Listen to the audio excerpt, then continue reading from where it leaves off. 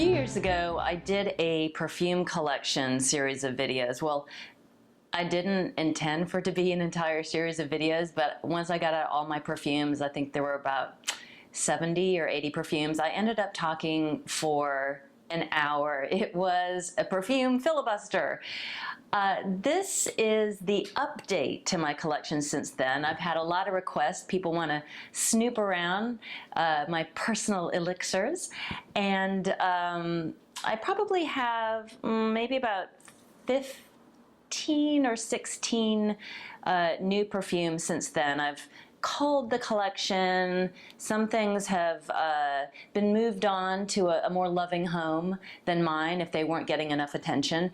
And I've found that I'm a little more particular about the perfumes that I allow past the puckrick velvet rope into my collection, because you start to get a little jaded and you don't want to just be piling up fragrances for fragrance's sake. You want to actually have things in your collection that you will enjoy wearing and that are kind of medicine for the soul, that really uplift you or make you feel deeper or more mysterious or do all sorts of things to your head, good things to your head. So I have a bunch of new perfumes, and I think these are ones that I haven't spoken about before. Just gonna grab and talk, grab, sniff, and talk. This is by Annick Goutal. It is Musc Nomade. It is one of my very favorite musks. I tend to love musk fragrances and incense woody fragrances and also rose fragrances. That's just my personal thing. That's my jam. And this is a fantastic musk because it's light, but it's a little earthy. You know, it's not just a white laundry musk. It's not clean, sanitized for your freshness and pleasure. It's a little lived in, a little worn in, and I always like those kind of fragrances. The ones that are a little bit like, you know, your favorite pair of blue jeans that are already just beaten up and feel instantly comfortable as soon as you put it on. And Musc Nomade feels instantly comfortable when you put it on. This cracks me up with Annick Goutal's collection. Her fragrances are, or their fragrances are like most fragrances. You know, they're shared, they're unisex. Men or women could wear them. But to make you feel better about your choice, she does have Musc Nomade available in a masculine bottle, which is this one, chunky, and then the more feminine fluted bottle. So I ended up with a masculine bottle. I don't know what that says about me. Another fine fragrance that I absolutely adore is from Maison, Kurkdjian. Kurkdjian's a perfumer who's done a lot of very beautiful orange blossom fragrances. He did Narcisa Rodriguez Musk for her, and he did Jean-Paul Gaultier Fleur du Mal. He's done a lot of fragrances that I love.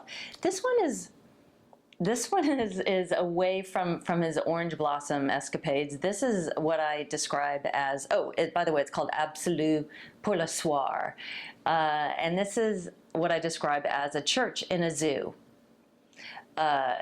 It's very animal hindquarters-y, a little bit like straw that has been near some clean manure. Clean manure. Just some grass eaten and then pooped out the other end. This doesn't smell poopy. Don't get me wrong. I don't want to overstate the cow pat element, but it is very thick. It's incensey. There's honey in there.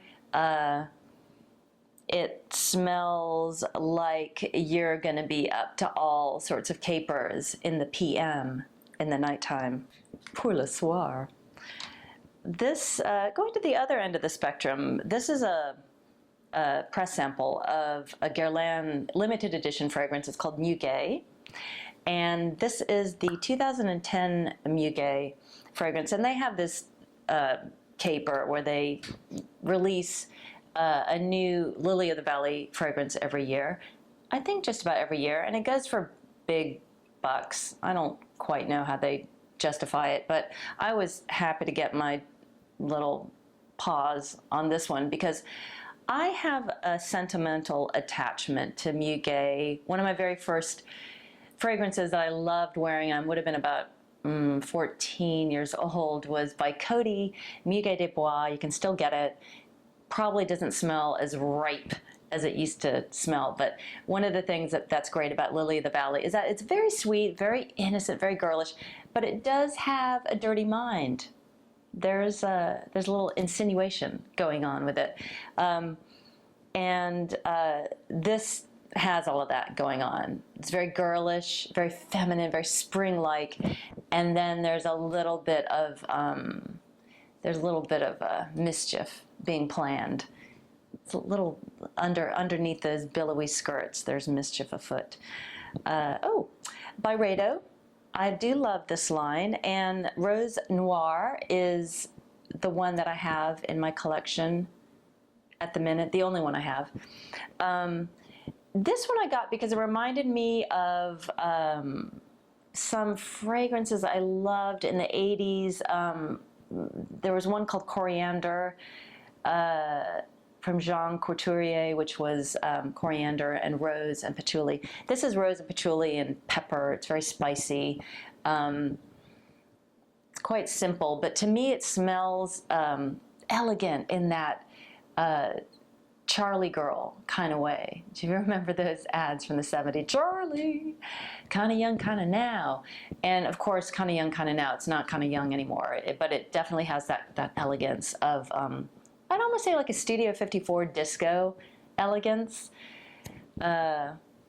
When people were when they were dressing like adults, like they wanted to be adult, rather than perpetually 15, like you'll see 60-year-old women dressing like a 15-year-old and having their face injected with all sorts of things to try and recapture that. And also men who dress like giant babies, like big clunky sportswear shoes and big baggy shorts and basically like an overgrown toddler.